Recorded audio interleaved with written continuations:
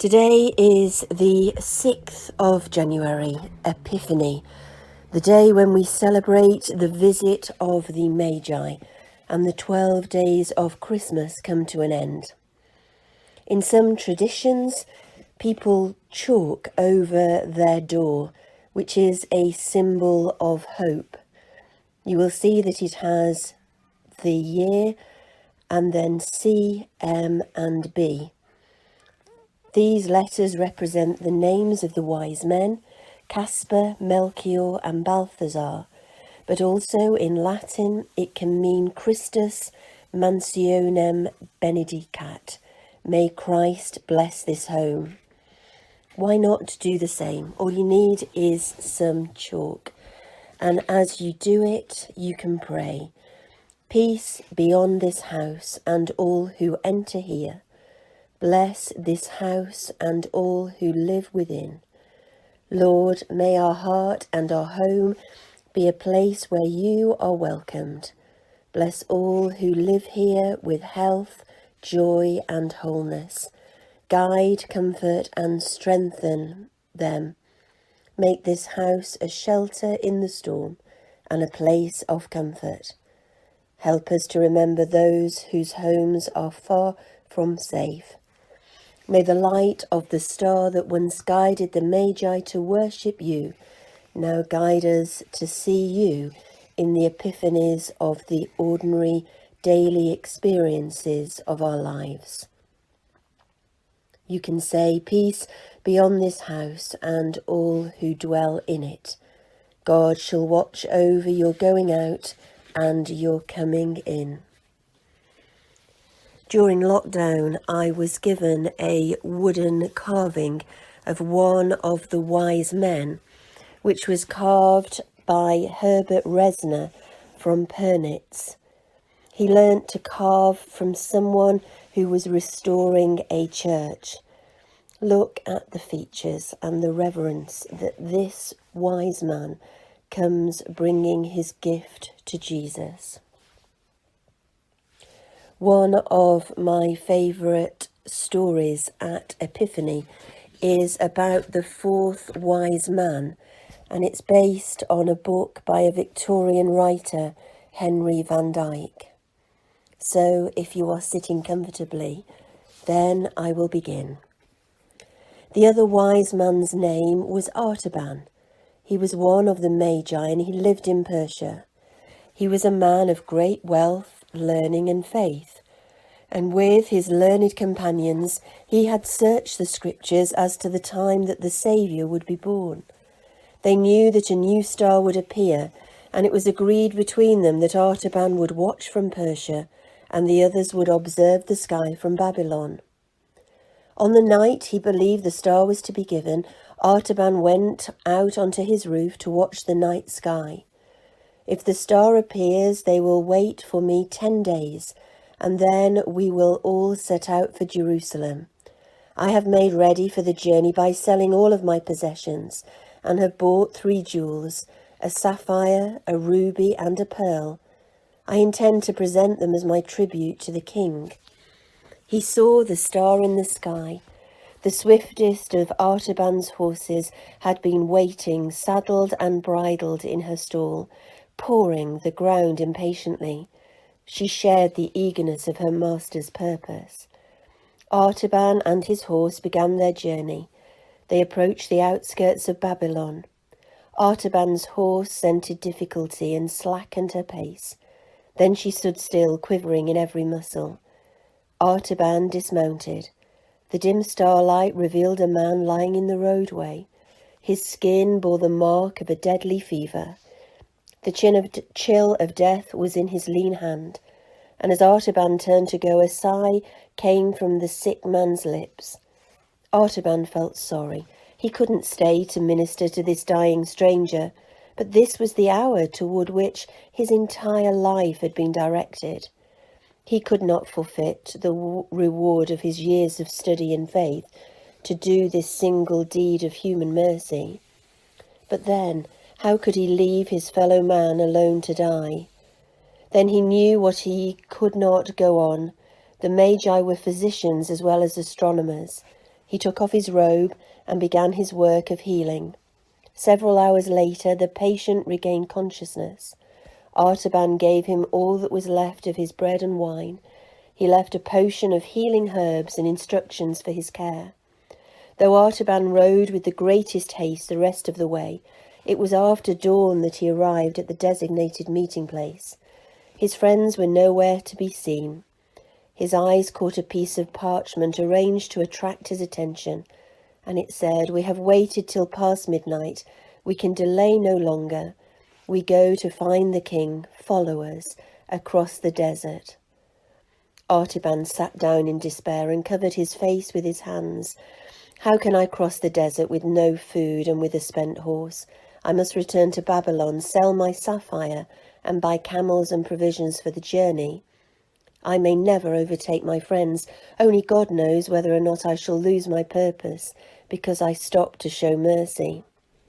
Several days later, when Artaban arrived at Bethlehem, the streets were deserted. It was rumoured that Herod was sending soldiers, presumably to enforce some new tax. The door of one dwelling was open, and Artaban could hear a mother singing a lullaby to her child. He entered and introduced himself. The woman told him that it was now the third day since the wise men had appeared in Bethlehem. They'd found Joseph, Mary, and the young child, and had laid their gifts at his feet. Then they had gone as mysteriously as they had come. And Joseph had taken his wife and baby that evening and had secretly fled. It was whispered that they were going far away into Egypt. As Artaban listened, the baby reached up its dimpled hand and touched his cheek and smiled. His heart warmed at the touch.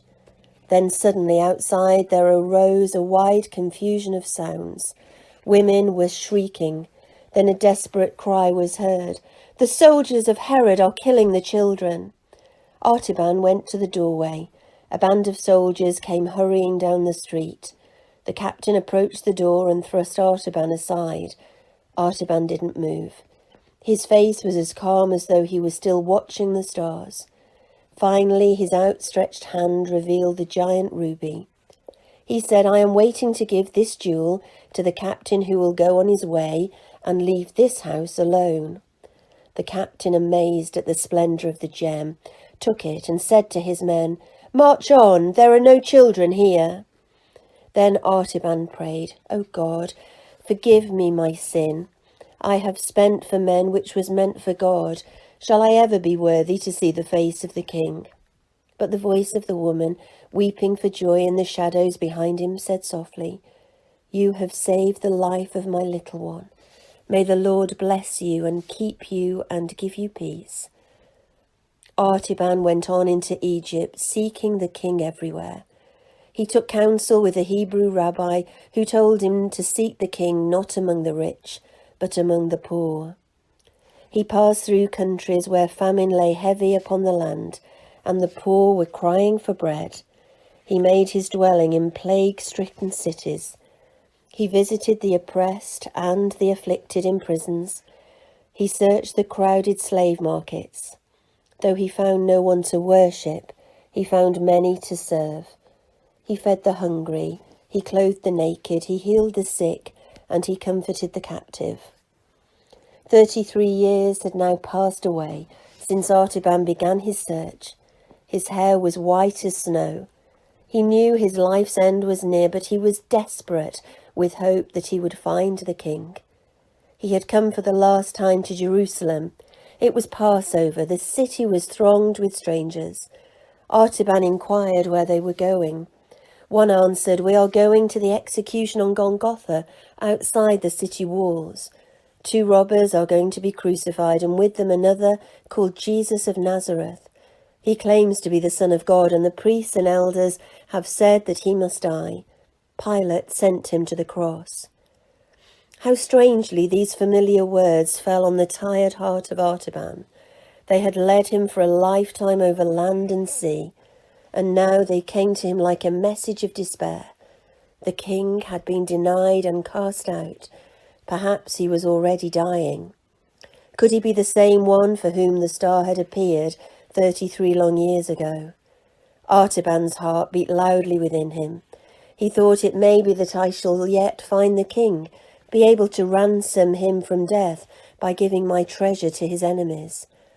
But as Artaban started toward Calgary, he saw a troop of soldiers coming down the street, dragging a sobbing young woman.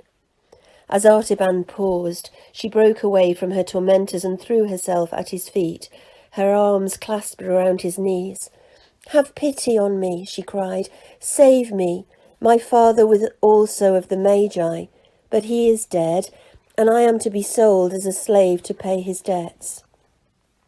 Artaban trembled as he felt the conflict arising in his soul. It was the same he had experienced in the palm grove of Babylon and in the cottage at Bethlehem. Twice the gift which he had dedicated to the king, had been drawn from his hand in the service of humanity. Would he now fail again? The one thing was clear: he must rescue this helpless child from evil. He took the pearl and laid it in the hand of the girl and said, "Daughter, this is the ransom. It is the last of my treasures, which I had hoped to keep for the king." When he spoke, the darkness of the sky thickened. The shuddering tremors of an earthquake ran through the ground. The houses rocked. The soldiers fled in terror. Artaban sank beside a protected wall. What had he to fear? What had he to hope for? He had given away the last of his tribute to the king. The quest was over. He'd failed. What else mattered? The earthquake quivered beneath him. A heavy tile shaken from a roof fell and struck him. He lay breathless and pale.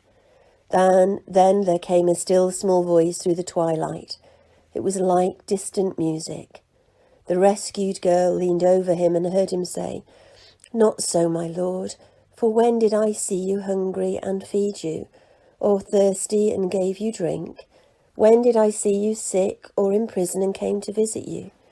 33 years I have looked for you, but I've never seen your face or ministered to you, my king."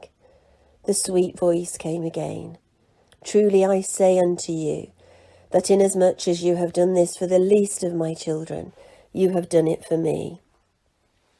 A calm radiance of wonder and joy lighted the face of Artaban as one long last breath exhaled gently from his lips. His journey was ended, his treasure accepted. The other wise man had found the king.